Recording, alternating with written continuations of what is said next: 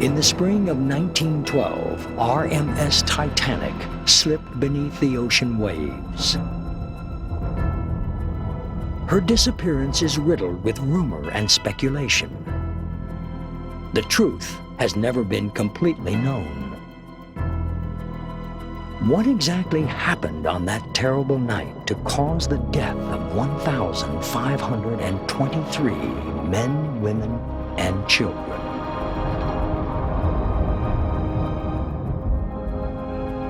Titanic took many secrets to her final resting place.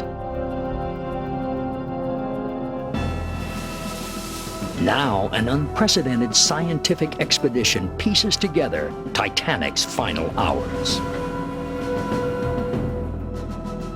Clue by clue, evidence is being gathered.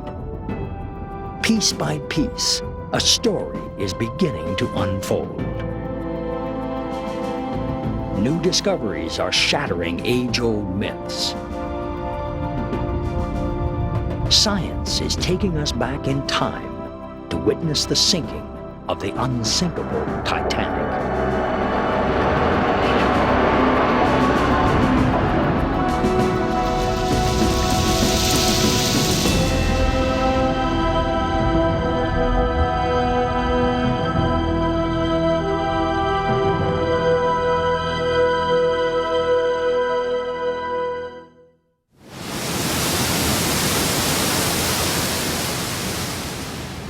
The French research vessel Nadir is en route to an historic spot some 400 miles off the coast of North America. Her crew is plotting a course to one of the most notorious points in the North Atlantic. The site of the Titanic disaster. The Nadir is joined by another French vessel, Ocean Voyager.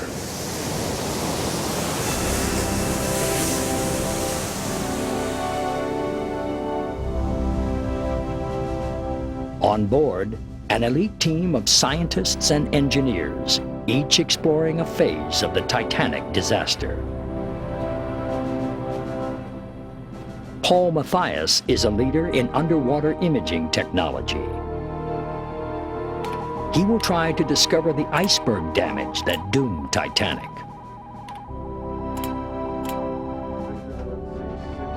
Naval architect Bill Garsky believes clues to the disaster can be found in Titanic steel. Did Titanic steel shatter like glass during the sinking?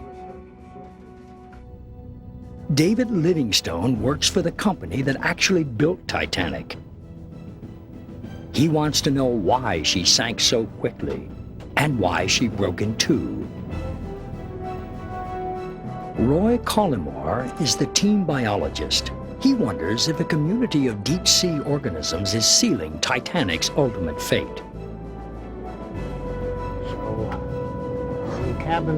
Charles Haas and Jack Eaton are Titanic historians. They'll provide historical context to this investigation. Together, this team will show why a brush with an iceberg proved fatal to a ship built to endure such hazards.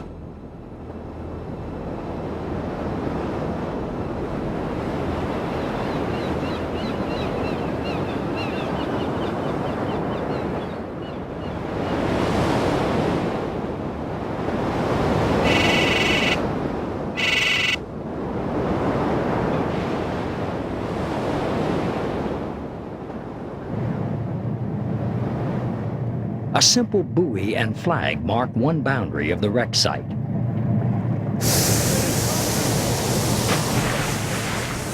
It was in these very waters that the Titanic drama began some 85 years ago.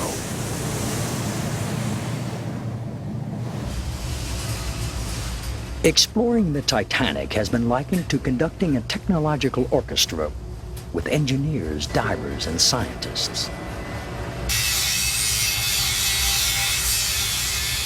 Great care is taken to prepare gear for the first dive.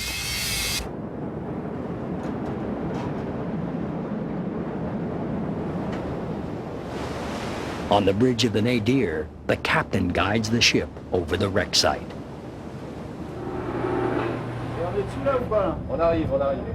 Directly below lie the remains of the greatest sunken ship of all time.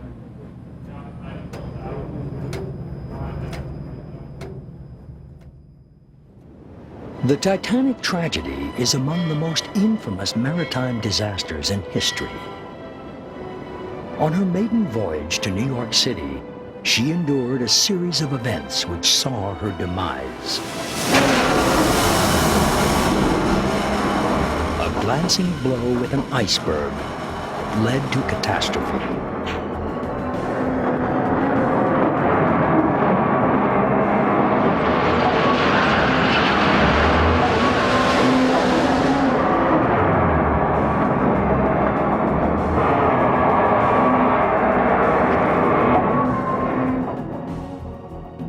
Today, Titanic lies buried in more than 12,000 feet of water. Her bow and stern are separated by nearly a half a mile. The forces that caused this destruction must have been awesome, but the facts of that night have remained elusive, mysterious.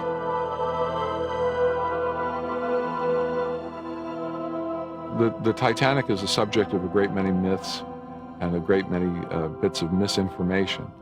That's why I think this expedition is so significant, because science is giving us the tool to eliminate some of this misinformation and tell what really did happen that night.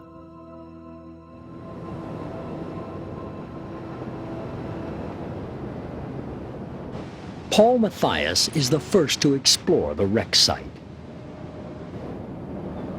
His underwater imaging technology is being loaded onto a state-of-the-art submersible, Natil.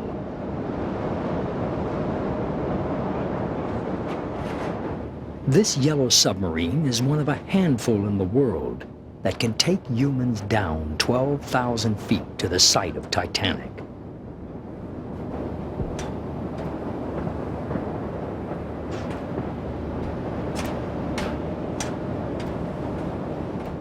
Mathias will try to uncover the iceberg damage. Legend has it that the iceberg tore a gaping wound into Titanic's side. But nobody knows for sure.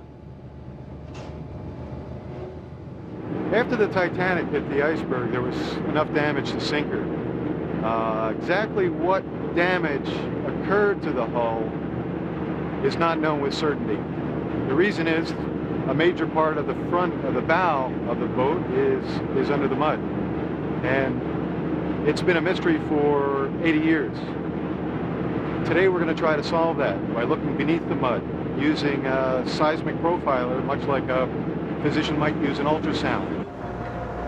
Like a medical ultrasound, this sonar will create images by sending and receiving acoustic signals.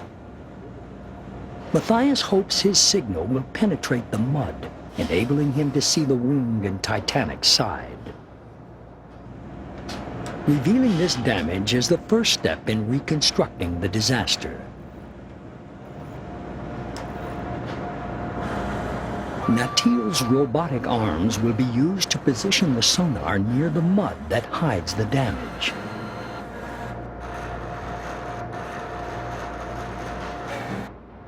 Inside the tight confines of Natil, there's room for 3 divers and a deep-sea lab.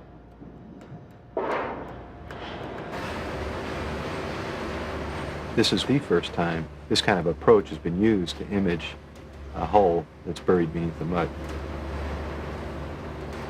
I think this is overall going to give us a lot more information about the Titanic than we've ever had before.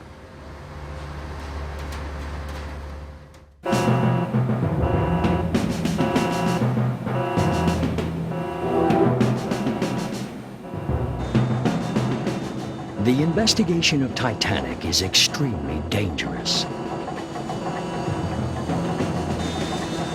More than 5,000 pounds of pressure every square inch will be exerted on the shell of Natil.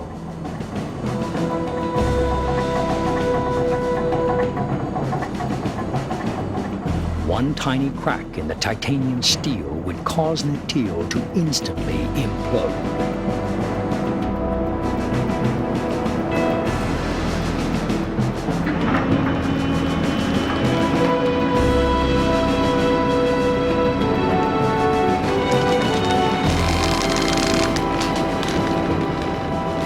The waters themselves can be very hostile.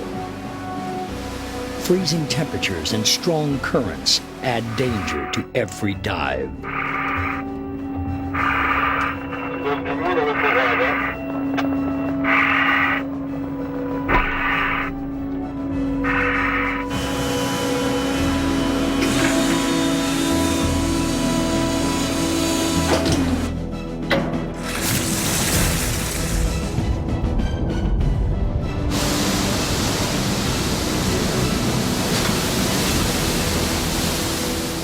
In the sea, divers free Natil from her lines.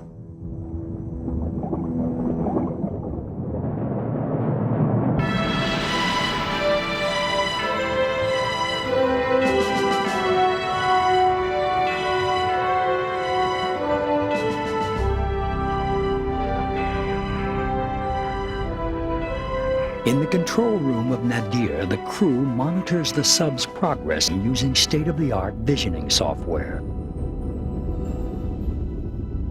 But if the sub gets in trouble, there's little that can be done from Nadir.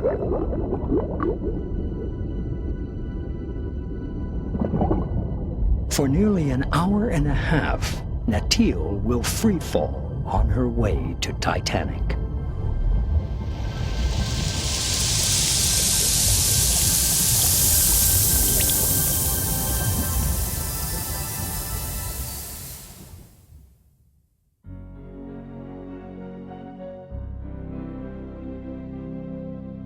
Titanic was the pride of Belfast, Northern Ireland, towering over the city where she was built.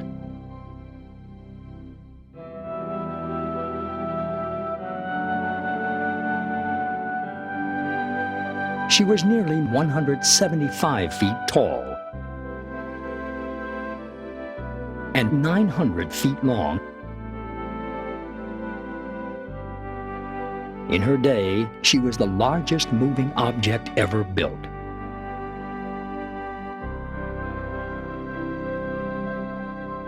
Her engines were 4 stories high.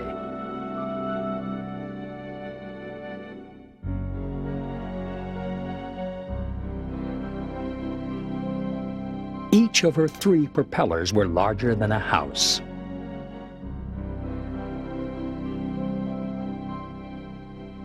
Titanic's hull was comprised of more than 2,000 1-inch thick steel plates, held together by some 3 million rivets. In many ways, the Titanic set a new standard in terms of her design, especially in the area of safety.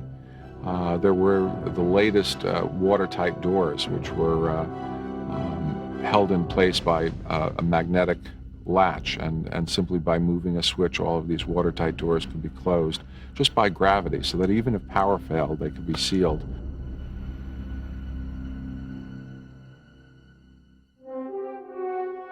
Titanic was designed to sustain some damage. The popular press dubbed her invincible and even unsinkable. On her maiden voyage, more than 2,000 passengers and crew would board Titanic, all confident they would reach New York safely. Only 705 completed the journey.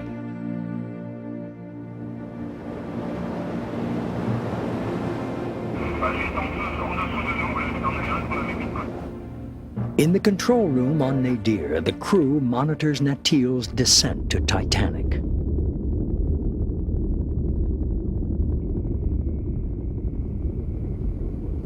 Well, this is Paul Mathias calling from 3,800 meters below the ocean surface. A couple of very tiny portholes up here in the front that we're looking out of that are 6 inches thick. Depth indicator says we're at 3,767 meters. That's about 2.5 miles straight down from the ship we left about an hour and a half ago. And looking forward to seeing the bottom come up here any second now.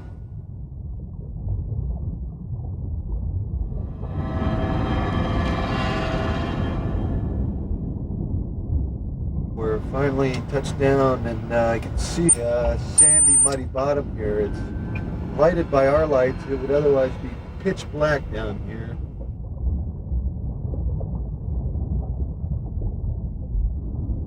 Out of the darkness, a figure begins to slowly appear.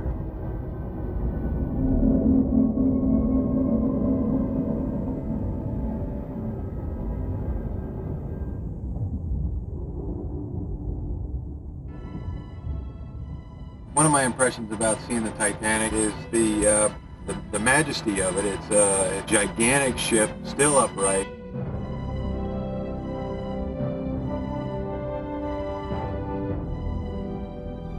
And you can see what was once obviously a very impressive, very well equipped sailing vessel.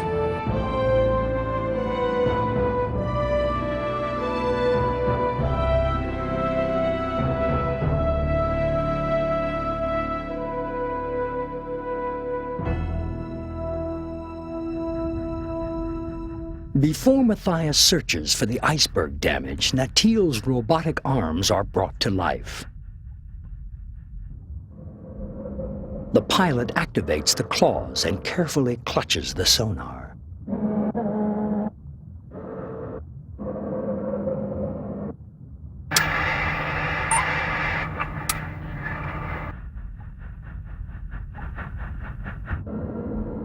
The investigation begins by recording images of visible damage.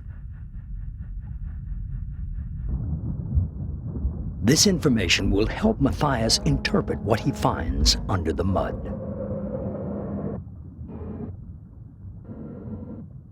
Coming up on an edge here, an opening in the hull that we can pick up on the video. This is above the mud line. Here we can see into the hull, and at the same time our seismic profilers starting to show a nice hyperbolic shape. This confirms that we're starting to pick up openings in the hull with this system. Very encouraging.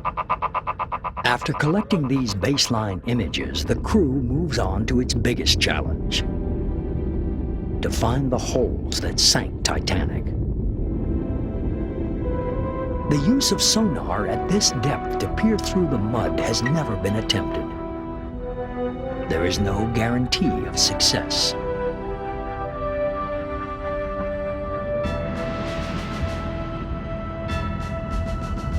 The survey takes 3 hours. What will Matthias find buried beneath the mud?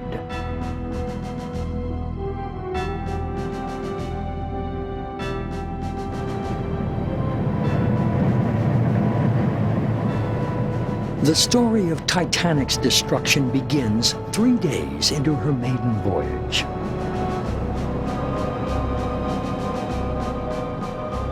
Titanic's captain, E.J. Smith, receives several ice warnings from other ships. Smith alters course further south to avoid the danger, but he still maintains Titanic's fast speed. I can't imagine any condition that would cause a ship to founder. Modern shipbuilding has gone beyond that. Captain Smith. Smith's confidence would soon be dashed.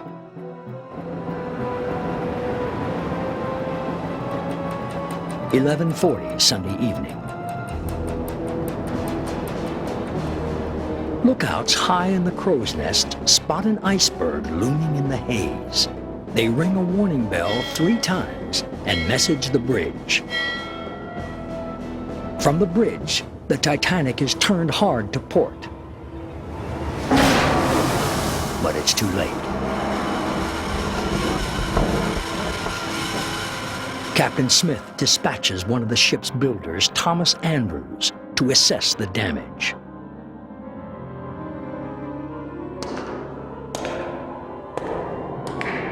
Andrews moves quickly into the ship's forward compartments for an inspection.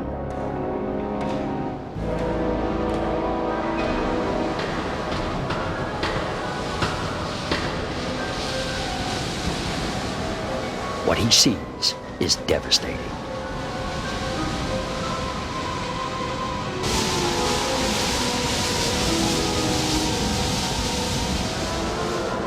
Titanic's hull plating has been dangerously pierced by the iceberg.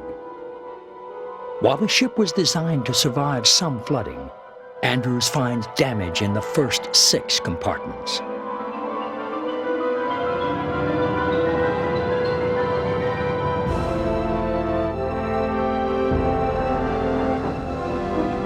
Andrews reports to Captain Smith.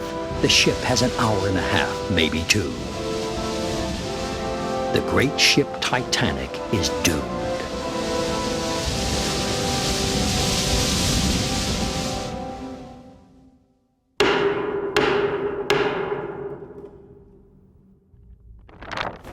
Inquiries into the disaster tried desperately to figure out how much damage the iceberg inflicted upon Titanic. When the investigations into Titanic's loss convened, they were faced with a problem. The one person who could have told them the most about the ship and what had happened that night, Thomas Andrews, was lost. Even testimony from survivors was riddled with contradictions and inconsistencies. That's one of the difficulties in trying to determine what happened, is because as you look at each survivor's testimony, you'll find that each one has a different reaction to what happened. There was one expert at the inquiry who believed he knew what happened. Naval architect Edward Wilding worked for the shipyard that built Titanic. Wilding proposed the key to understanding the damage could be found in the nature of the flooding. Titanic flooded unevenly in 6 compartments. To Wilding, this meant that each compartment suffered its own unique damage. Wilding also proposed to the investigators that the actual iceberg damage could be very, very small. The press, however, ignored him. Nearly everyone believed that the only thing that could destroy Titanic was a massive gash in her side. The very well accepted London Graphic had a drawing of the hull showing 15 feet above the keel a big open wound. This legend of the 300-foot gash has lasted for nearly a century.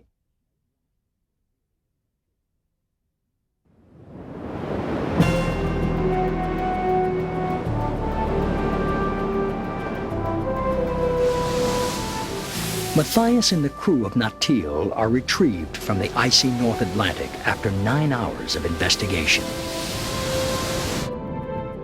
The answer to an old mystery is now within reach. Will they find that Titanic suffered a giant gash, or the equivalent of pinpricks?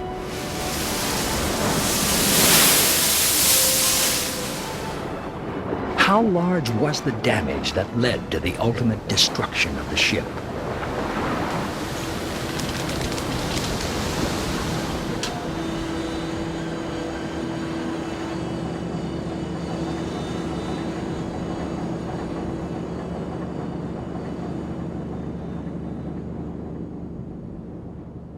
Well, here we're coming in. I'm going to come in. Matthias and his assistant Stephen Derzenko comb through their data. Right here, okay, and then right there. See that? Okay, we're just starting to see through the mud. Oh, wow. Right here. That's a deformation. That's something buried in there. All right, so what do you think that is? Well, we have 2 small deformations. two small distortions pretty close to each other. Can we get, I guess, an approximate size on that? That one's 5 feet, 5 to 6 feet. And boom, look at that. There's another one. Yeah, it looks like the same thing. Well, except it's longer. See it? It goes from here to here. Two more punctures are discovered in Titanic's hull. For the next several hours, Matthias and Derzenko identify the damage to Titanic compartment by compartment. Then a new and startling picture begins to emerge with each piece of evidence. The great ship Titanic was not torn open by a giant gaping wound. Just as Edward Wilding predicted, a series of small holes caused the tragic disaster. Okay, let's see. We have a small hole here near the bow. As Matthias plots the cracks in Titanic's hull, he believes much of the damage is only as thin as a human finger. 2553 should be right here, and one right next to it here. Okay, then we have a 15-foot hole at 5699, which is here, and 2549. Okay, so that's a 15-footer. It starts there, and it runs back. By being able to use our sonar and look through the mud, we've got some indication of a small hole here near the peak. Two more small holes about 5 to 10 feet, fairly small here, in cargo hold number 1. And we got a larger hole here that extends back. It's on the order of 15 feet or so. And then we're seeing another 32-foot, approximately 32-foot separation that extends back here into cargo hold number 3. And then finally, the biggest hole is back in boiler room number 6.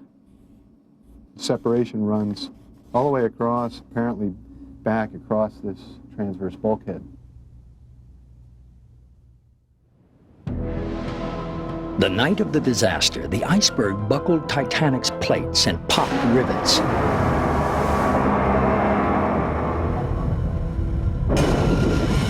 Incredibly, these small wounds started a pattern of flooding that led to the demise of the great ship.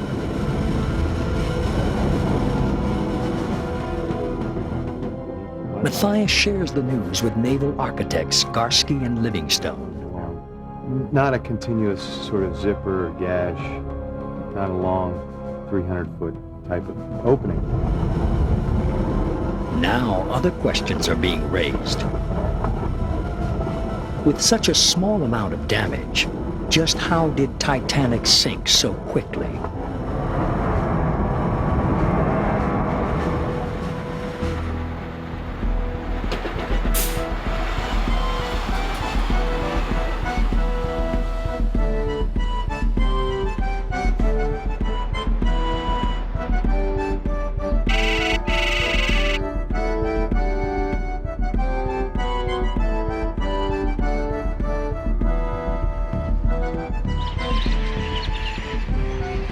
Here, in the very place where Titanic was built, naval architects are unraveling the mystery of why Titanic sank so fast.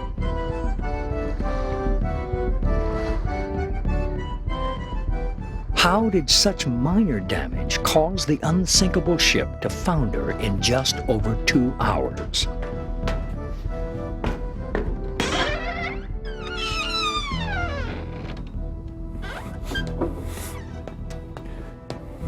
Working many long hours, 2 researchers have recreated the sinking, relying on Edward Wilding's testimony about the flooding. Right, what have we got? Hello, John. This is convection. Naval architects John Bedford and Chris Hackett have created a computer model that uses many of Wilding's calculations.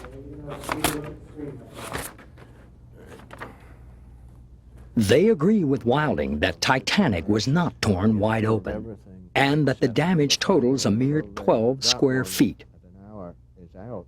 the equivalent surface area of an average-sized person. And I found that the media and the literature on the subject was so full of misleading information that I began to get interested.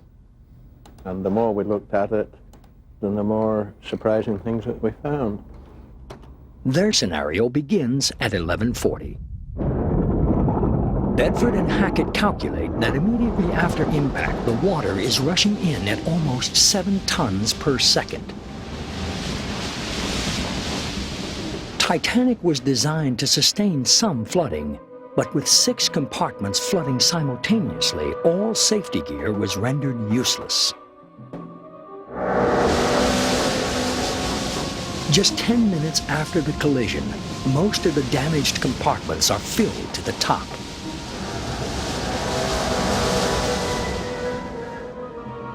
According to the inquiry report, you've got the mailroom afloat, which brings it up to 24 feet.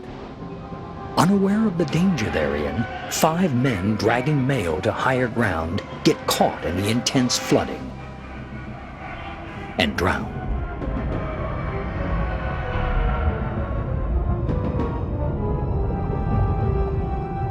We can then go on another 10 minutes to midnight. The water's risen to G deck through number 1 hatch.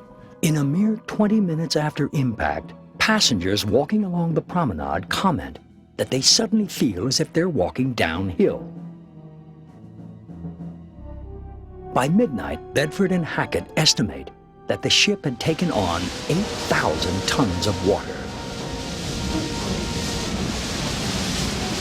Based on the figures after 20 minutes at 12:20. 12:20. 40 minutes after the collision, the bow is only 15 feet away from being submerged. The first 2 lifeboats are launched, but they are not filled.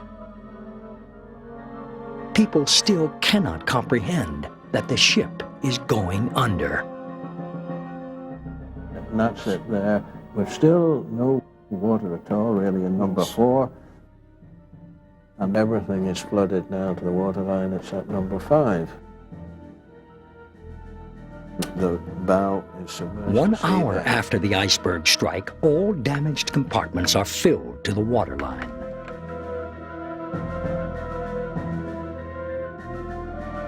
Bedford and Hackett estimate that Titanic has now taken on 25,000 tons of water. Captain Smith knows time is running out. He orders distress rockets to be fired. Radio operators frantically signal for help. All in vain. Okay, she's still stable, so we can carry on flooding. At 1:40, 2 hours after impact, the situation turns even more grim.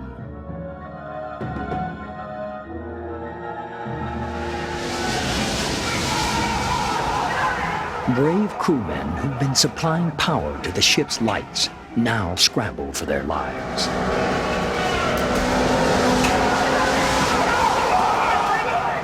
More compartments flood, pulling the bow underwater. The giant stern heaves up into the night sky. In just over 2 hours, Titanic is lost. We can carry on filling up and we'll see if that's sufficient to sink her. And it is. And away she goes. That's it. So that's 20 past 2.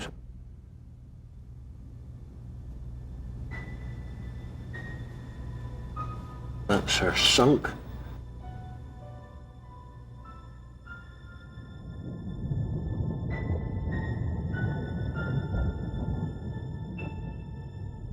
More than 1,500 people were still on the ship as she went down.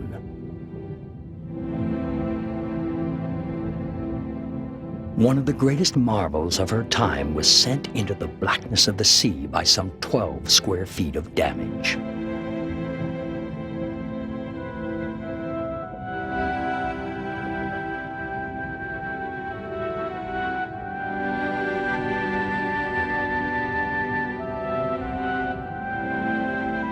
At the time, she was the biggest. She was the best. She could beat nature. She could go through an ice floe. She could hit an iceberg. She was unsinkable. She was fast. She was big. But she was a pimple on the ocean. Nature could yawn and knock her aside and did.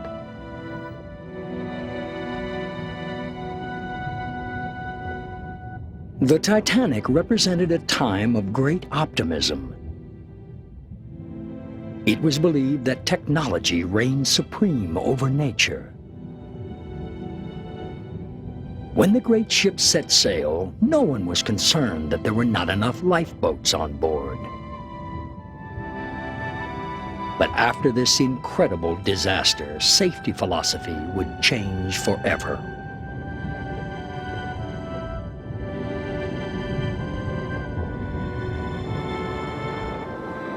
Today we know unsinkable ships cannot be built.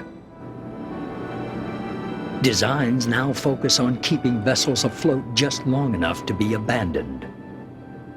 Okay, first, the signal abandon or distress signal. Drills are mandatory and help ensure quick evacuation. Get your gear and meet. And meet down on the next floor where all the safety rafts are. Modern ships also carry enough lifeboats for all on board. This was not the case with Titanic. Anyway, since the Titanic, there is enough room in the life raft for everybody. Survival suits like this one are provided to all passengers. They offer protection against freezing seas. Most of Titanic's casualties did not die from drowning, but rather from exposure to ice-cold water.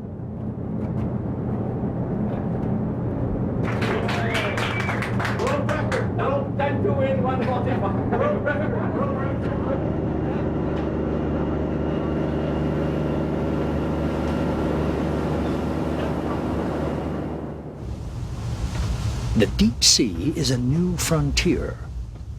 Few people have traveled to the dangerous depths of 12,000 feet. Prototype submersibles like Natil have opened up other worlds. But despite more than a decade of visits to Titanic, there is still much to learn.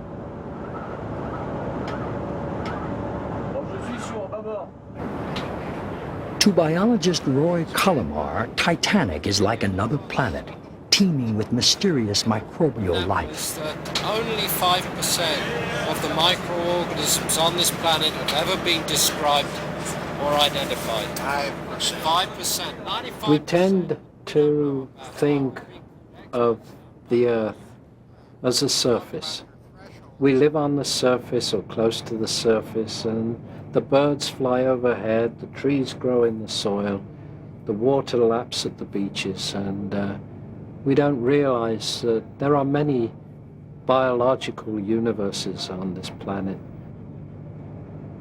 We do not grow on agar, so we don't see.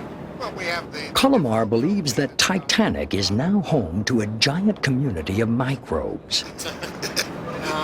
What we've got to do is find new techniques to find these organisms and get them to grow so that we get a broader picture of the organisms that are out there. The Titanic is one side. He believes the organisms are actually eating Titanic.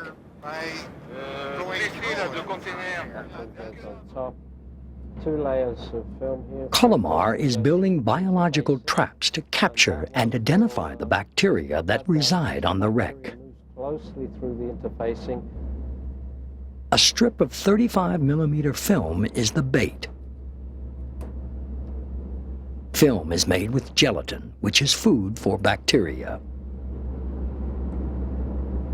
See, already you're doing it much better. No. The bottom of the tube is baited with food that's rich in iron.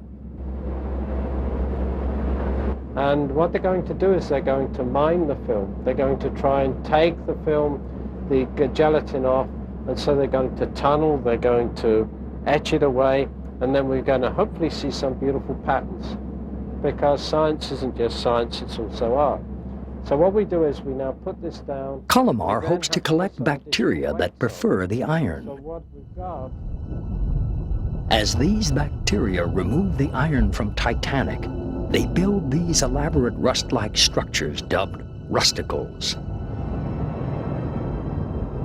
Colomar believes that the iron-consuming bacteria are the main culprits devouring Titanic. The ship is starting to disintegrate. And is that disintegration because the rusticles are sucking more and more iron out of the steel, and now the ship cannot support itself, so gradually she's going to go in. Which means the integrity, the structure of the ship, one day will collapse. What Colomar hopes to do is determine how much of the Titanic has been eaten by the microbe-infested rusticles. What's frustrating me is, how fast are they growing? How fast are they extracting the iron from the plates of the Titanic? How long will the Titanic last?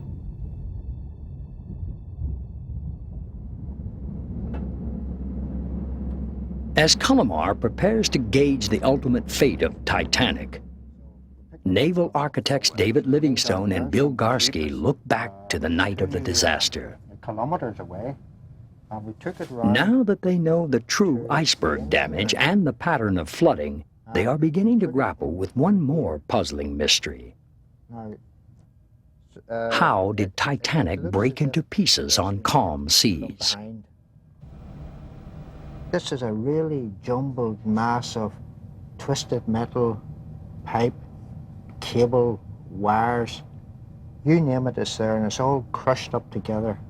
It's not unbelievable. It's not a very inviting place at all. It's almost like a giant just ripped it apart. I mean, it looks that way. When the revelation came that the ship was broken in two, it was absolutely astounding to us because of the weight, the credence that we had given the historical reports, and in particular the two investigations that had found that the ship had sank largely intact. In testimony, all the surviving officers said Titanic sank intact. Others saw the ship break into pieces. Why does history offer such a puzzling account filled with inconsistencies? There are almost as many interpretations and depictions of the breakup as there are people who gave the testimony. Survivor Jack Thayer had a sketch made and reproduced on the front page of the Philadelphia Bulletin that clearly shows the ship breaking at the surface.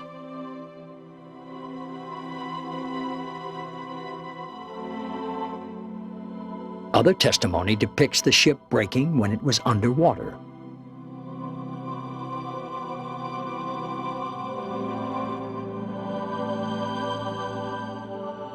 The controversy is, did the vessel break at the surface? Did it break on the way down? Or did it break when it got to the ocean bottom? Once you go up, that's your scariest part in terms of she'll start to sway. David Livingstone will be searching the wreck site for clues to the breakup. It's quickly, the A-frame is going to take you back, and once you do that... Last-minute advice is given by expedition organizers. Once you're locked into that pen, and they're decided that he's ready... Never before has a naval architect explored the Titanic.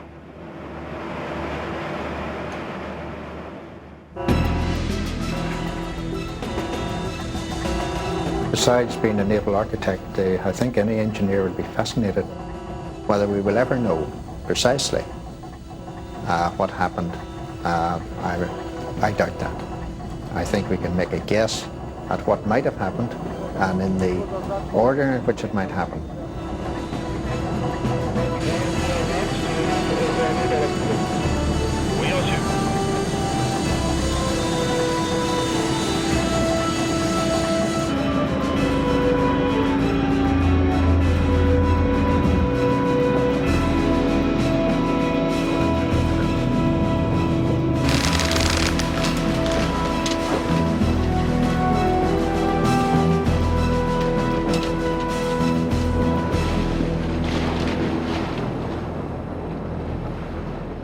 As Livingstone sinks to the Titanic, the crew on board Ocean Voyager prepares some unique equipment to aid in his dive.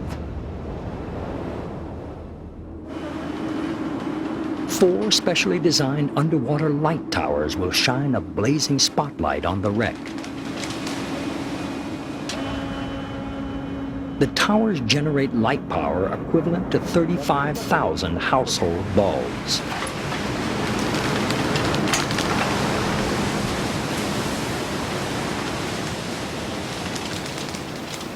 One half-ton of chain will carry the lights to the bottom of the North Atlantic. Giant lift bags will pull the lights back to the surface once the chains are released.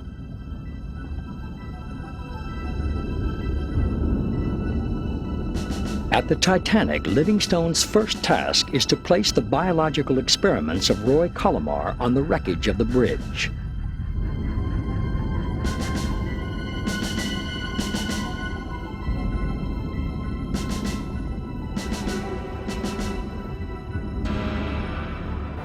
So those are some instruments and tests that we have to place, and it's suggested that they're placed on the bridge. That's the group. Okay. But at an area where there should be a lot of corrosion, so that the scientists can see what is happening and what sort of interactions there are. The experiments will remain here for several days in order to give the bacteria time to gorge on the bait inside.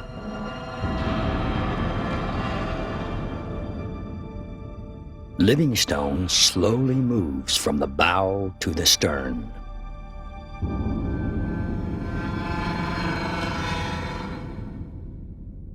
At the stern, the crew uses Natil's robotic arm to drag the deep sea light towers into position.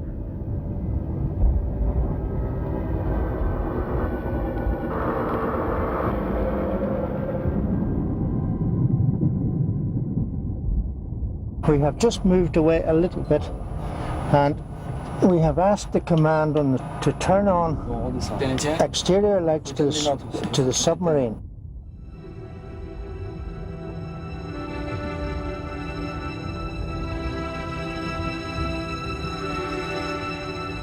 Ah, this is beautiful.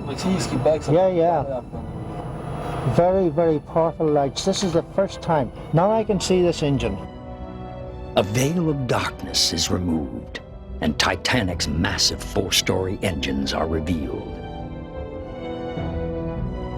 The rubble surrounding the engines is all that remains of the stern's once great decks.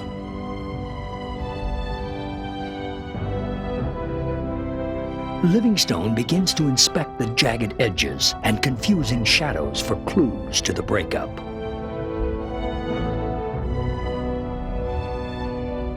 To his trained eye, the engine seemed to have snapped in half. The port engine, the fact that one of the cylinders is broken off, indicates some of the very immense forces that were acting on the hull at that time. The engine itself was a massive structure. Both engines together weighed some 2,600 tons. But the fact that such a big piece of engine has just disappeared, and quite cleanly, indicates some of the forces that were at work during the sinking. It appears to Livingstone that Titanic broke here, between two of the engines. But he still doesn't know how or why she broke.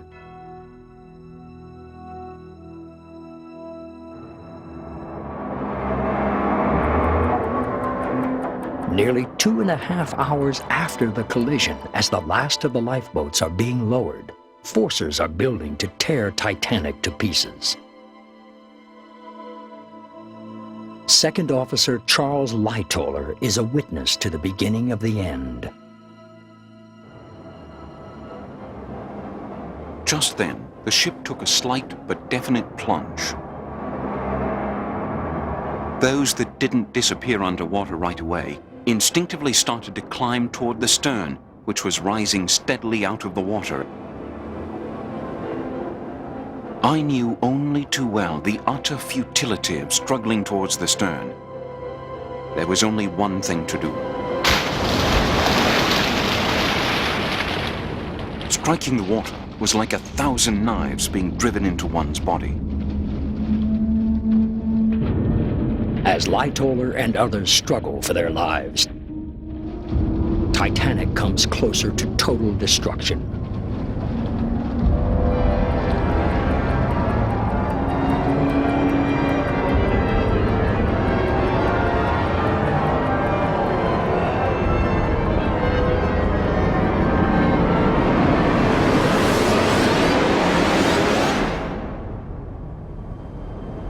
From the icy seas, Lightoller describes an astonishing drama. The bow of the ship was now rapidly going down, and the stern rising higher and higher out of the water.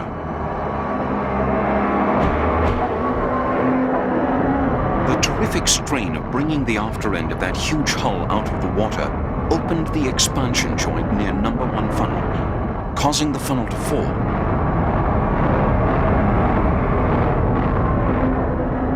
Missing me by inches.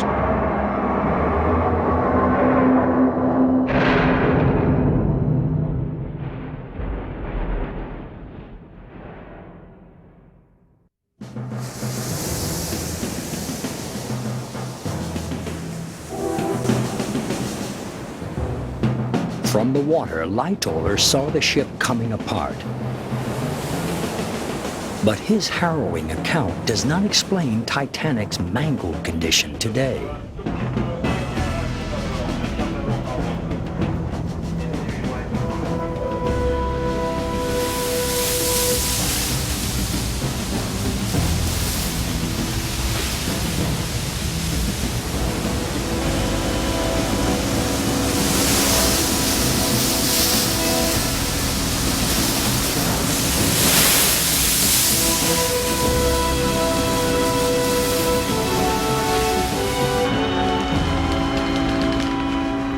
David Livingstone returns from Titanic with more questions than answers. One of the surprising things was the way in which the vessel had broken up. There doesn't appear to be a pattern. One panel of steel is bent one way, its neighbouring panel is bent another way.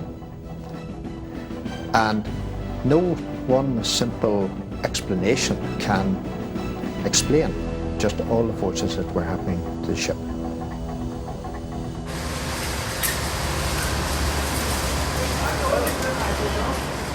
While Livingstone grapples with the puzzle of how Titanic tore to pieces, Bill Garsky's colleagues in the United States may be on the verge of some answers.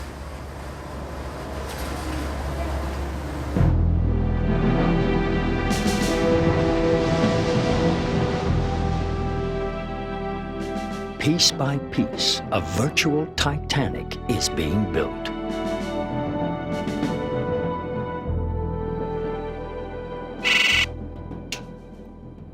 Okay, so when you're building a finite element model, if you start off bulkhead... The computer model is based on key information from the expedition, as well as some of the ship's design plans.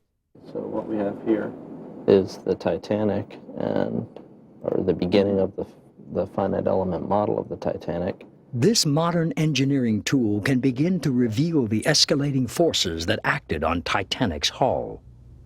Next we've added a deck, and lastly there's the boat deck. For the very first time, researchers can begin to calculate the forces that impacted Titanic before she broke. The stresses within the ship are shown with a spectrum of colors. Red represents the most severe. The team first looks at the stresses within Titanic on calm seas. I don't see very many stresses in that. But as the wounded ship fills with water, the stresses in the midsection increase dramatically. Wow, what is that?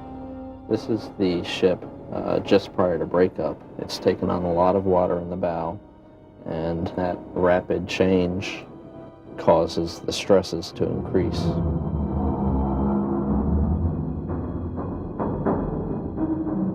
So basically our ship is bending. Forward end of the ship is flooded. The top part of the ship is pulling apart in tension. The bottom or the keel of the ship is compressing, and the steel plates in the keel are actually buckling.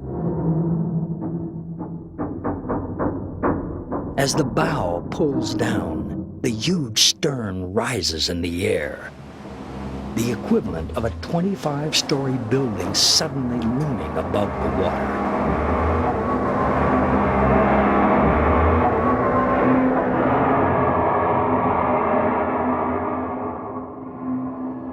The stresses that we have in the deck are on the order of 35,000 pounds per square inch. And that's about 50% higher than what the Titanic was actually designed for.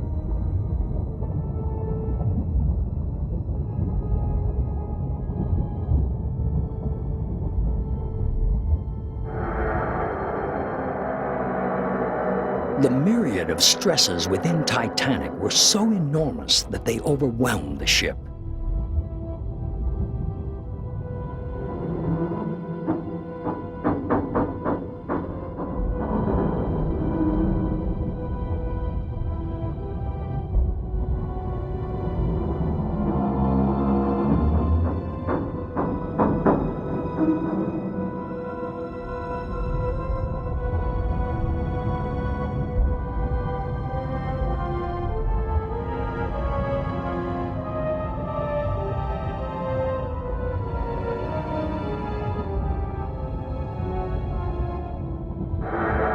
Perhaps most revealing, the model helps to support eyewitness testimony that Titanic broke apart on the surface.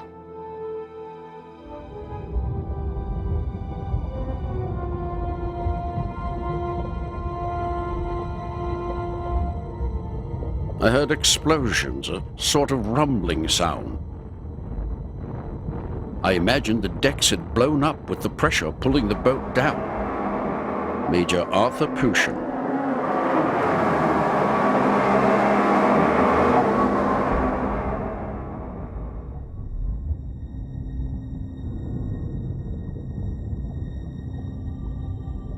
You could see a propeller right clear. And you could see underneath the keel. You could see part of the keel. Joseph Scarrett.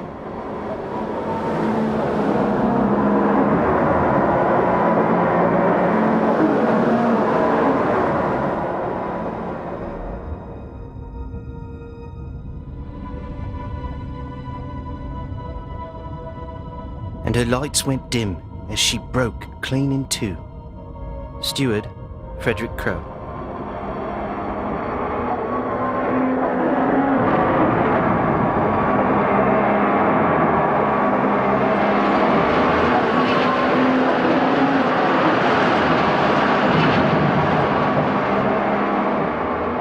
There was no sound for what seemed like hours. And then the cries for help would seem to go on forever. Emily Ryerson.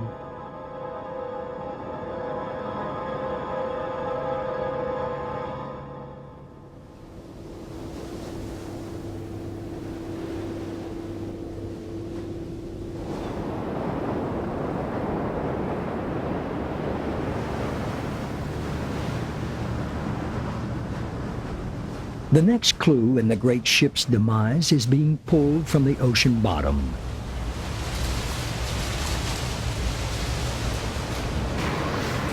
Today, a piece of Titanic steel is raised to the surface.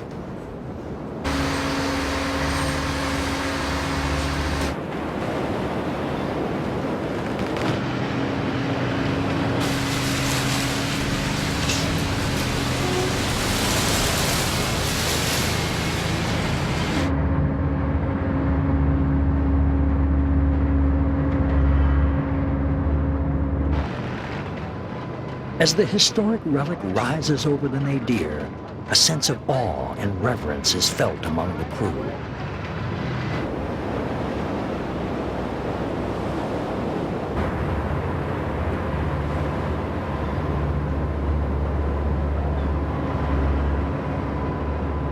Titanic steel has its own story to tell after nearly a century of burial at sea.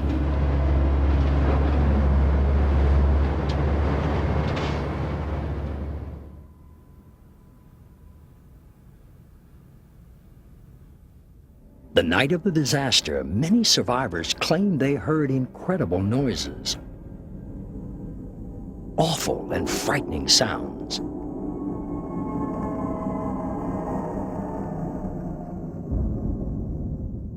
In the case of Titanic, you're talking about thousands of square feet of plate that are being mutilated and torn and giving off a tremendous amount of noise. Is it possible that the noises heard that night were Titanic steel plates shattering like glass? To answer this question, a key piece of evidence is headed for America.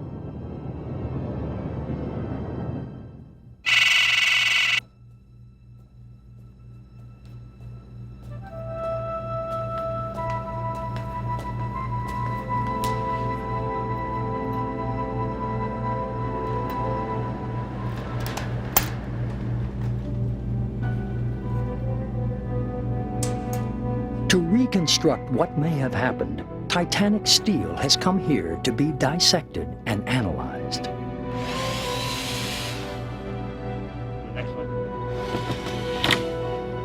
Under the guidance of metallurgist Professor H.P. Laley, a team will test to see if Titanic steel is especially brittle.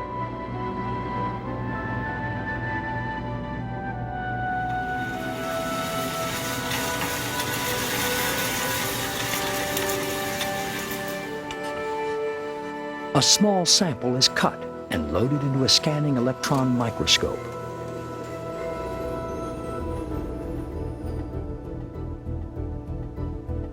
Metallurgists Chris Ramsey and Scott Miller peered deep into the steel's microstructure. Pearlite, lots of inclusions. Let's focus it real fast. And then go back down in magnification, see what we have.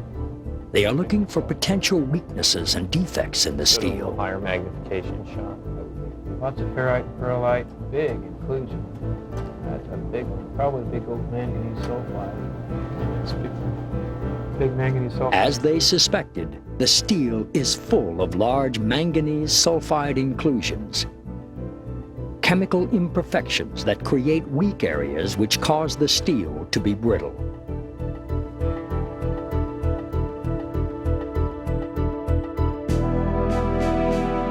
Such was usually the case for steel produced in the early 20th century.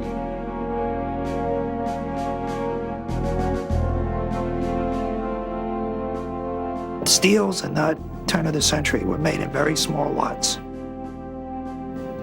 maybe 70 tons, whereas today we make them in 400-ton batches. Quality control was a problem in those days. Certainly compared to today's steels, this is inferior. But for the steels at the time, it was probably about as good as they could do. We got perlite. You wouldn't want to build a ship out of this stuff today.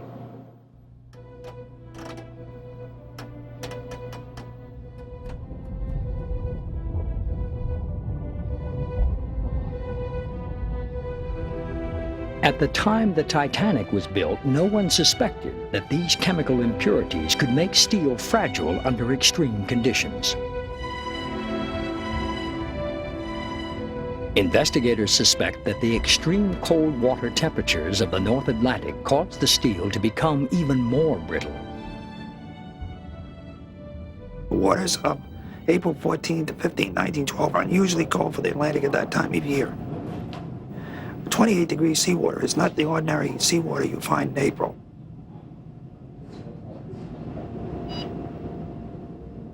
H.P. Lely chills a bar of Titanic steel to the water temperature the night of the disaster. The sample will be subjected to a violent impact.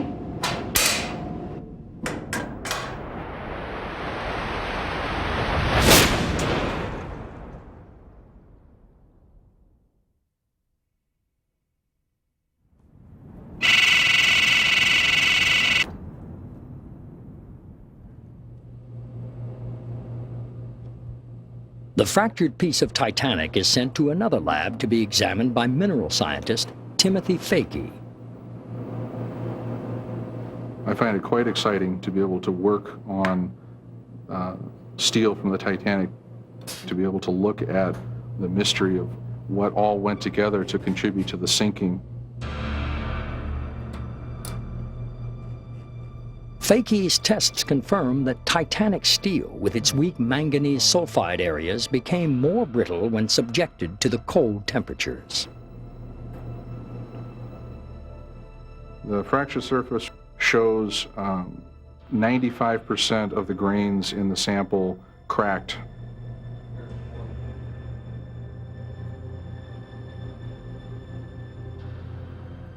The lines of the fracture trace back to the weak spots in almost every case.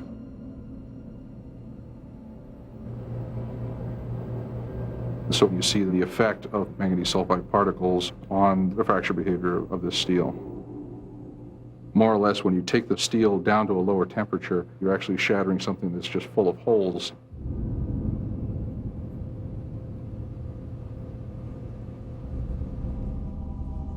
The night of the disaster, as Titanic begins to break, it's likely that much of the ship's steel suffered brittle fracture. This new evidence supports what some survivors heard.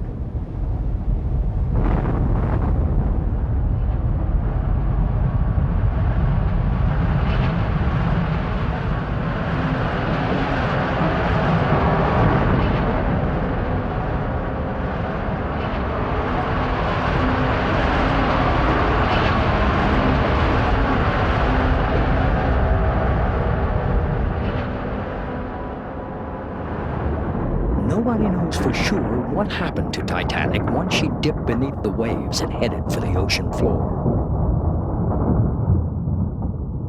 Researchers want to know how the bow escaped relatively unscathed.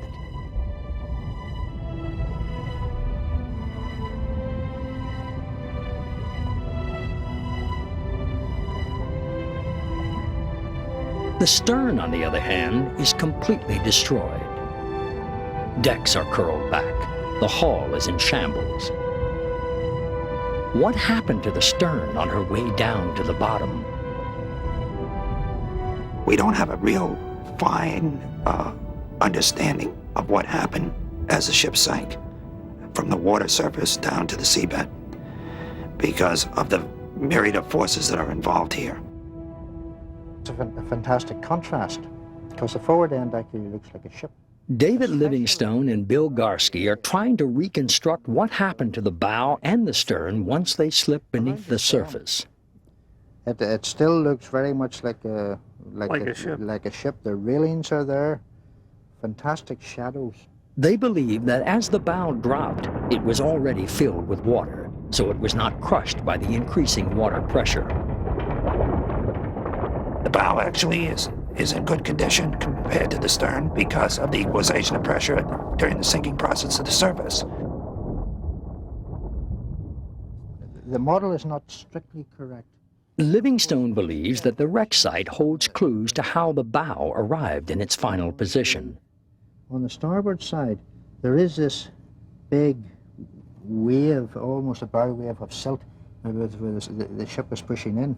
And there is, and the anchor is, the bottom of the anchor is just about on the silt. I see. Another clue to the bow's impact is found on the port side. Over the top of the bridge, and to Livingstone's surprise, there's a giant bend in the hull. at the big radius bend. The bend on the port side in the hull, it certainly took me by surprise. The condition of the hull in that area where it had bent round, right round 180 degrees in a radius of perhaps about 3 meters. And the hull hadn't fractured. The plates were intact. What could have happened, Bill, was that the ship was sinking nose down.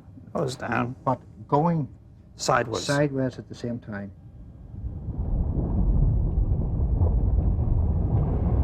And then buried itself into the silt.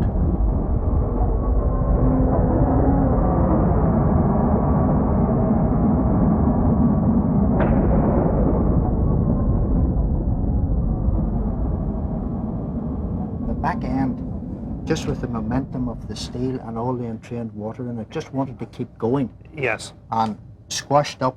Right, that sounds plausible. It just actually concertinaed and made this big buckle. Yes. That is, I think, just about there. Understanding how the stern arrived on the bottom is a bit more puzzling. It was number 4, which we had placed in 2 days earlier.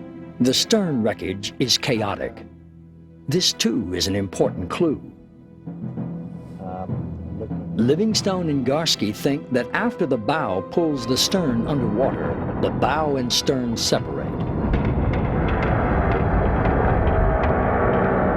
The incredible pressure on air trapped inside the stern causes inward implosions. Yeah, it's right in the sand.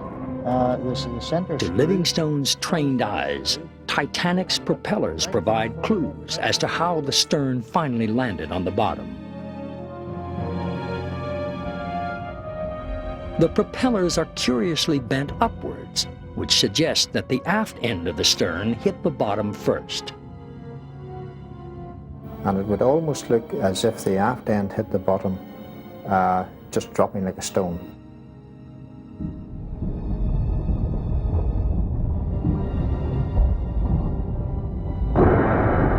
Hit the bottom, which is very hard mud, and then would have stopped in a rather short time. And that would cause classic shock damage. Anything that was not well attached would break loose.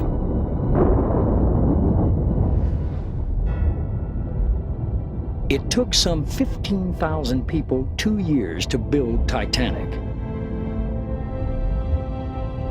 She was made with more than 25,000 tons of steel, and her engines produced nearly 50,000 horsepower. But the forces of nature simply tore the greatest ship of her day to pieces in a matter of minutes and spread them out across the ocean floor.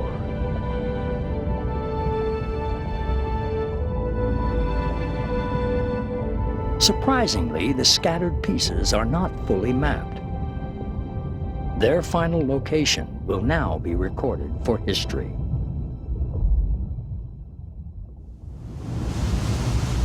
Over the past several days, the crew of Nadir has been busy modifying Natil. The submersible is outfitted with another of Paul Mathias's sonar devices. Mathias will attempt a first. Using new software technology, he will try to create the first archaeological map of the entire wreck site, which is almost 1 square mile. Well, the Titanic is a huge ship. It's bigger than anything we've ever imaged. It's one giant behemoth on the ocean floor. There has never been a routine, detailed survey of the Titanic.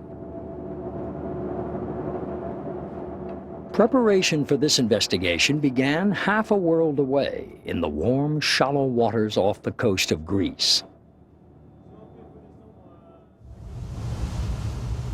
Matthias was here to fine-tune his imaging technology on Titanic's identical twin, Britannic, which sank 2 years after Titanic during World War I.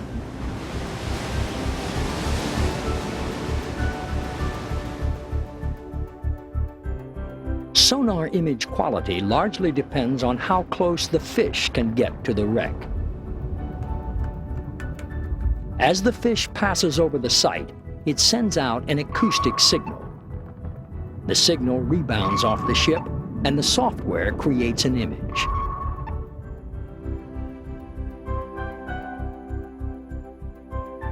In a matter of hours, Britannic is revealed lying on her side on the ocean bottom. Next, Matthias validates what he saw in his ghostly images with an eyewitness inspection of Britannic.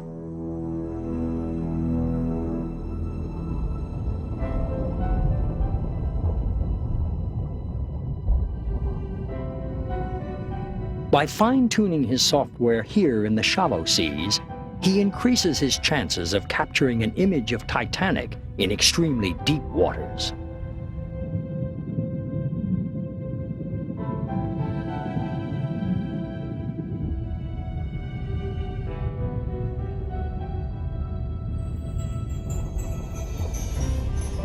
Matthias confirms much of what his sonar imaged.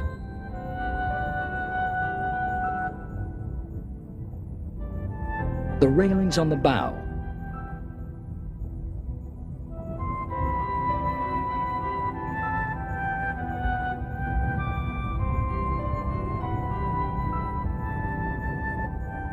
the promenade deck,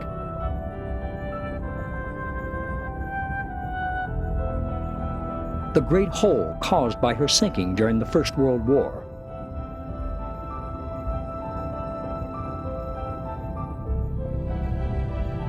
and even her massive propeller.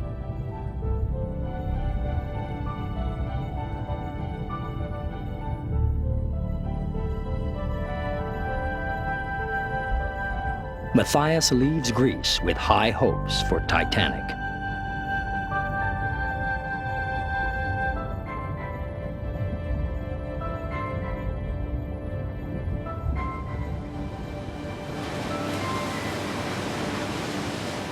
Compared to the warm waters of the Mediterranean, the North Atlantic is deep and dangerous.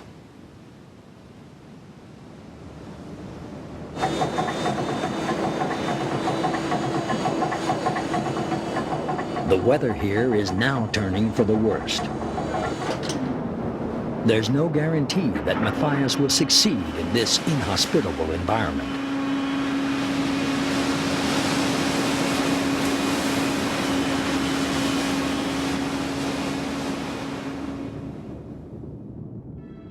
On his way to Titanic, Matthias prepares his imaging software.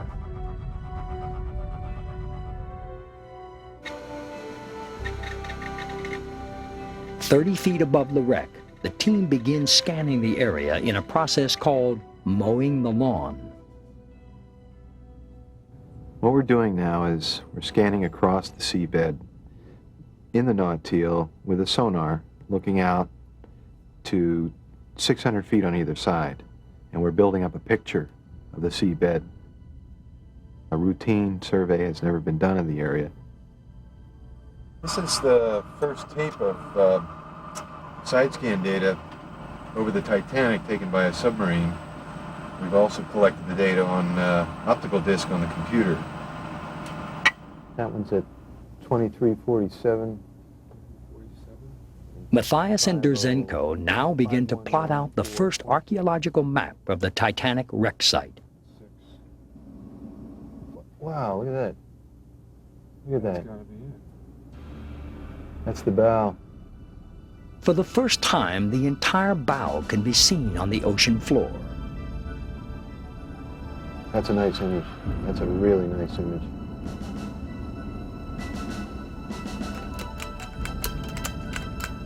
The stern is also revealed. The broken end of the stern is right here. Yeah, look at that. Looks like it's bent right here. The sonar mapping has even turned up a surprise. That is a big piece of the hull right there. When Titanic broke in half, she was severed in two places, creating a third piece, most of which disintegrated.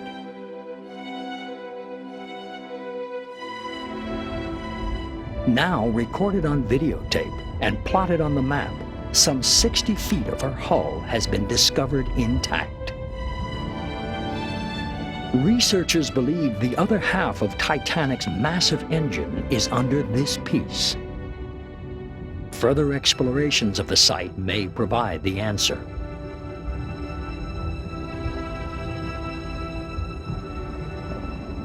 Okay, Steve, got the tip of the bow at 5717. Gradually, a map of the whole wreck site emerges as they first position the bow and stern. 57. Okay. Okay, the propeller end of the stern is 5170. The sonar data has also outlined two other important areas. Getting debris pattern. Within these circles lay most of the artifacts from the Titanic disaster.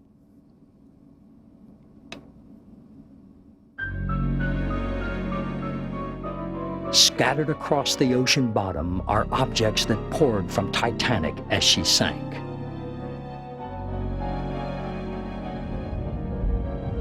Each defines the ship's character and tells another part of her story.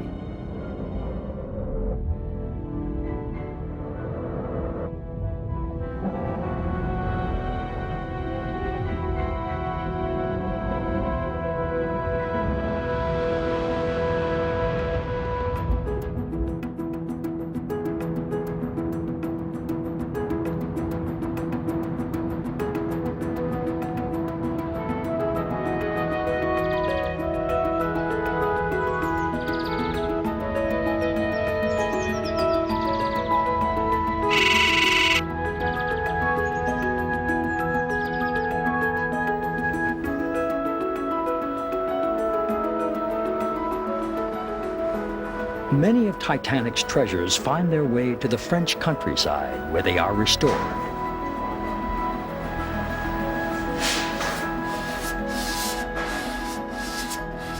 A protective coat of polish is applied to one of the ship's whistles. Last heard at high noon on the very day Titanic struck the iceberg. This was Titanic's voice. This is what made her speak. The whistles. And there they are. We have them. We know what they're like. It's one thing reading about them, but to see them gives you an entirely different impression of what they were.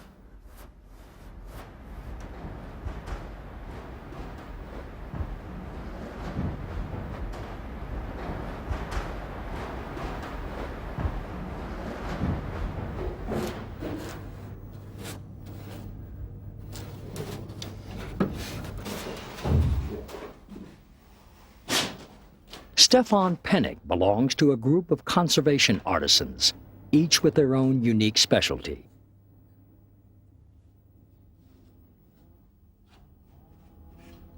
As a trained archaeologist, Pennick carefully supervises the preservation of Titanic's artifacts.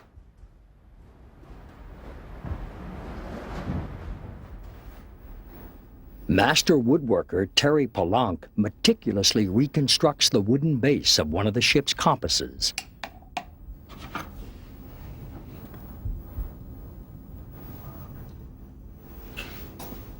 Each retrieved object becomes an integral part of a new and historical record.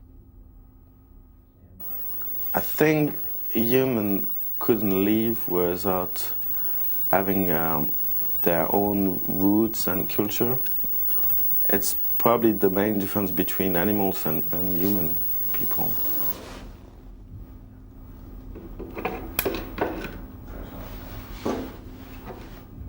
The artisans take a minimalist approach to conservation. For them, the objects are more meaningful if they keep a trace of the trauma they suffered.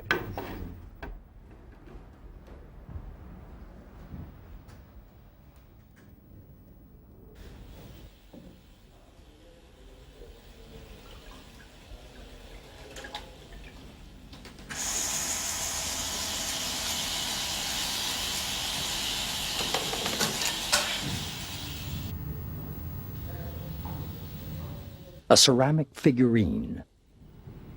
Seawater can pull a glossy surface away from its base. Chemical treatments and air drying will stabilize the cracking.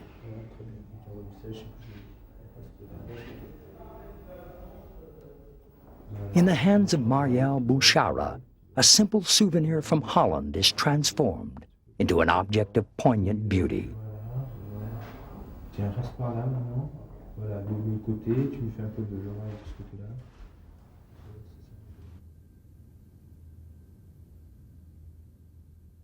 Intricate metal lattice work that adorn Titanic deck benches now soak in tubs of chemicals.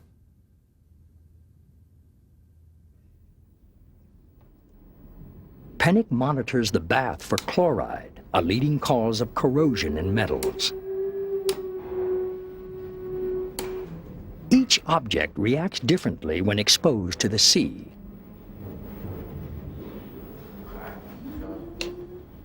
Pennick calls on an eclectic background to save the Titanic artifacts. So in terms of training, you have to be able to understand chemics, physics, degradation processes. You have to be able to understand in terms of history, art, what the meaning of the object. You can't restore a clock or a car if you don't know a bit of the techniques involved in it. Isabel Celia Colso puts the tiny components back into a clock.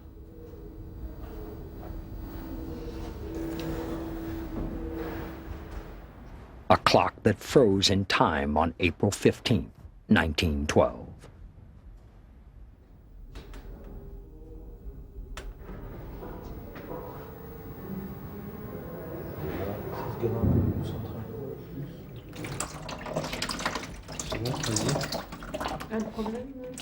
Remarkably, a man's suitcase was recovered from the ocean's floor.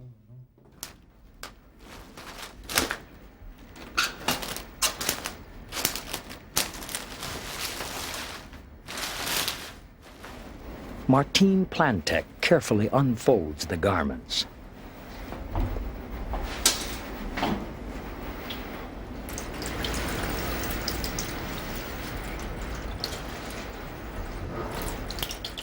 Dirt and oxides are washed away from the pants, gloves, and shirts that were so neatly folded and packed for a trip to America so long ago.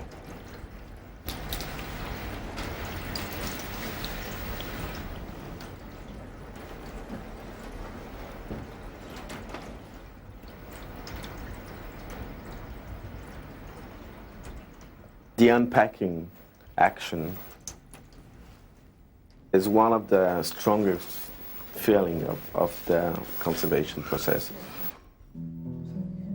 because that's the time where you do what should have been when you arrive from a trip. You unpack your stuff, and in fact we just switch. It's the guy can't unpack now, and we have the next one.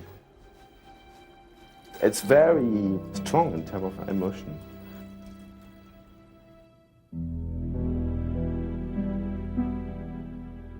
Of all Titanic objects being preserved here in France, perhaps the most incredible ones are made of paper.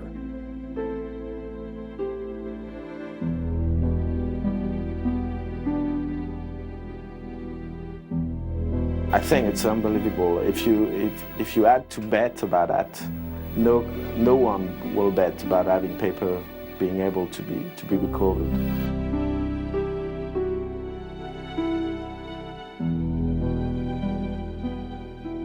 Living treasures of music sheets, banknotes, letters, and diaries survived because they were stuffed away inside leather bags, protected from the elements. Today, these personal writings remind us of lives lost. Roy sends best wishes. Wishes he was traveling like you. I wish you prosperity wherever you go. Yours sincerely. Wishing you a Merry Christmas and a Happy New Year. Hope to hear from you in the new year. I am just living from day to day for the time when you will be back. I could not be untrue even if I wanted to.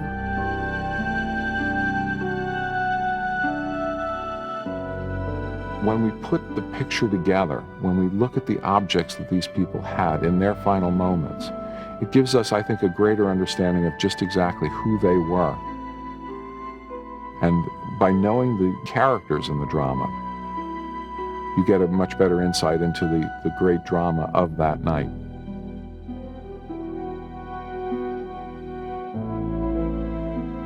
In all, some 5,000 Titanic artifacts have been recovered. Many can now be seen in exhibits throughout the world. Each reaches out in an intimate human way to keep the memory of Titanic alive.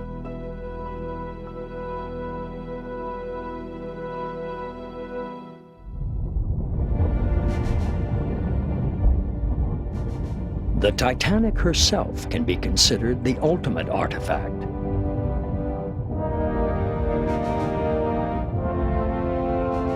But the ship can never be raised, never preserved. And unlike the artifacts conserved in France, Titanic is disappearing rapidly with no practical chance at restoration.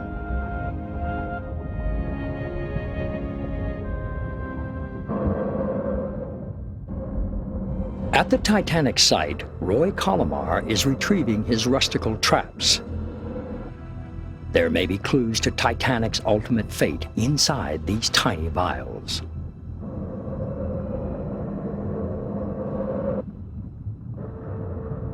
And maybe we're approaching the time when the Titanic is going to become very fragile.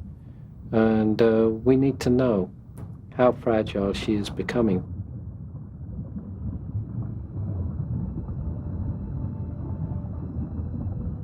The rustical structures are extremely delicate, and they are collected gingerly.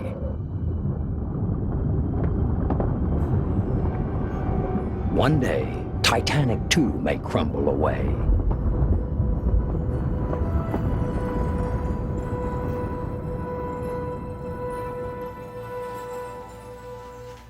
Back in his lab, Colomar is quick to get to work.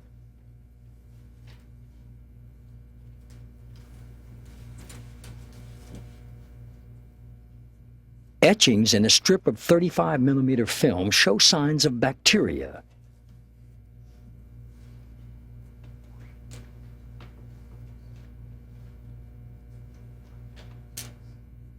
These trails were created as the bacteria ate the gelatin in the film. For Colomar, these colorful etchings are a sign of vigorous life at the Titanic site.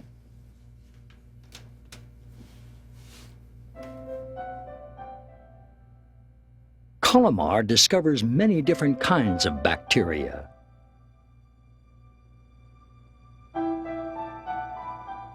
The solutions in the red cap tubes show discoloration, proving the existence of iron-eating bacteria.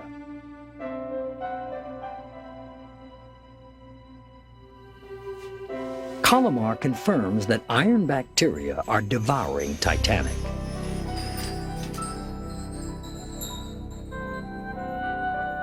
It's a complicated living system, and it's not just one species. We've already isolated a number of community structures of bacteria from there.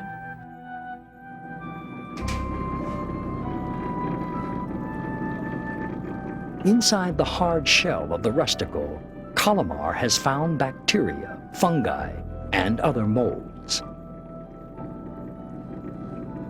He injects nutrients into a rusticle to keep it alive. He hopes to discover how they create their unique outer shell.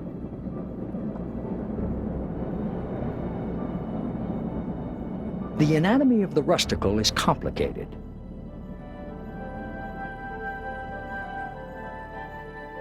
These life forms embody a web of water channels, ducts, and cavities. The amount of surface area packed into the rusticles is astonishing. The science of the rusticles is fascinating from the point of view that the rusticle has such a huge surface area. If I took 650 tons of rusticles on the bow of the Titanic, spread the surface area, it would cover 23,000 square miles of surface area.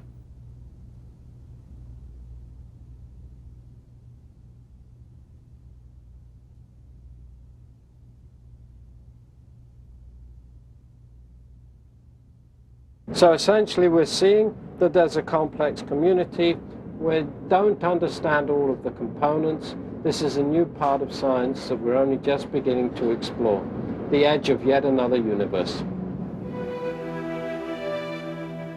Colomar extracts some of Titanic's iron each time he dries out a sample of rusticle. Judging from the amount of iron collected, he believes that as much as 20% of the bow has been consumed by the organisms. And from the philosophical point of view, what I see there is we're seeing the inevitability. Everything recycles, absolutely everything.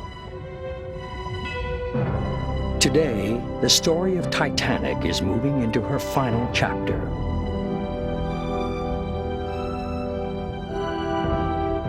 The most luxurious ocean liner in the world is slowly disintegrating, transforming to dust and iron ore.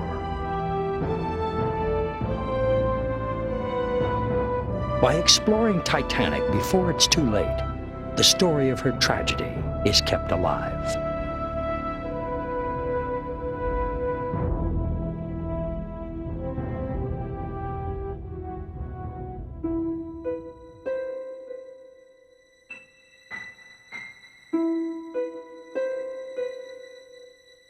In the light of morning, the survivors of the Titanic disaster found themselves adrift in the cold North Atlantic.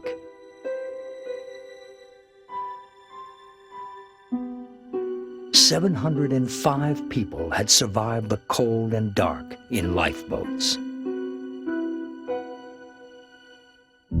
28 men stood until they were rescued on this upside-down boat, often huddled together in prayer. The passenger ship Carpathia rescued many survivors that morning. While the rest of the world waited to hear what had happened, most survivors were silent, quiet, stunned. They would complete their voyage to New York, but nothing had turned out as planned. In Titanic's giant berth, her lifeboats were placed where the great ship should have been. A place of joyous arrival was instead a reminder of tragic loss.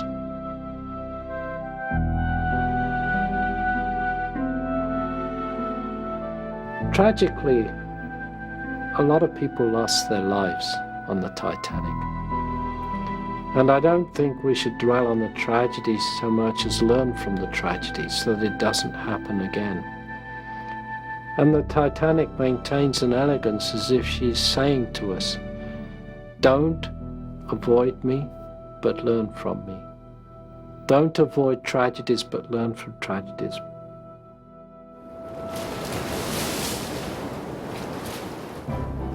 Nearly a century ago, the Titanic disaster shocked the world. Even today, we still struggle to understand the events of that night. Science has given us a way to go back in time, to replace myth with fact, to develop new theories, and to reconstruct a defining moment of the 20th century.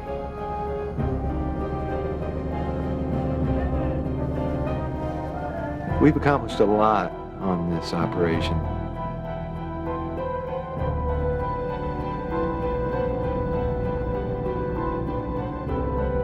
We've imaged the hull beneath the mud line and detected the damage caused by the iceberg.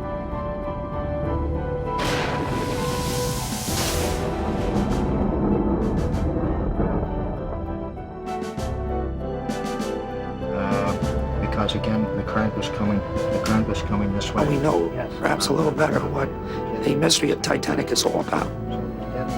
It's a question of steel, question of naval architecture, exceeding the limits of what the ship was designed for. That's why she sank, exceeding the limits of what she was designed for. History is enriched by new discoveries. And the story of Titanic lives on with each new retelling of her tragic tale.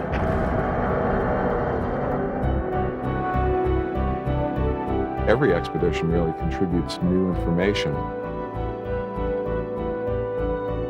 But I think this one really is contributing solid, reliable information, not only in terms of the present condition, but by extension what the ship's future condition will be, as well as what happened in the past.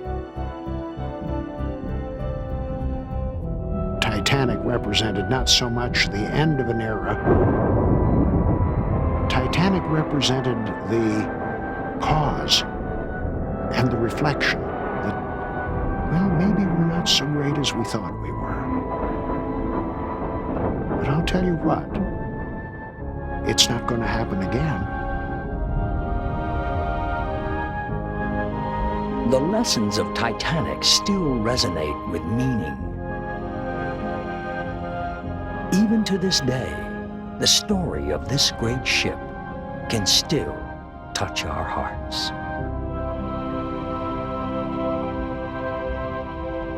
And so I looked at the ship as she's looming up, and I thought, here is a grey lady, an elegant lady, a queen of the deep.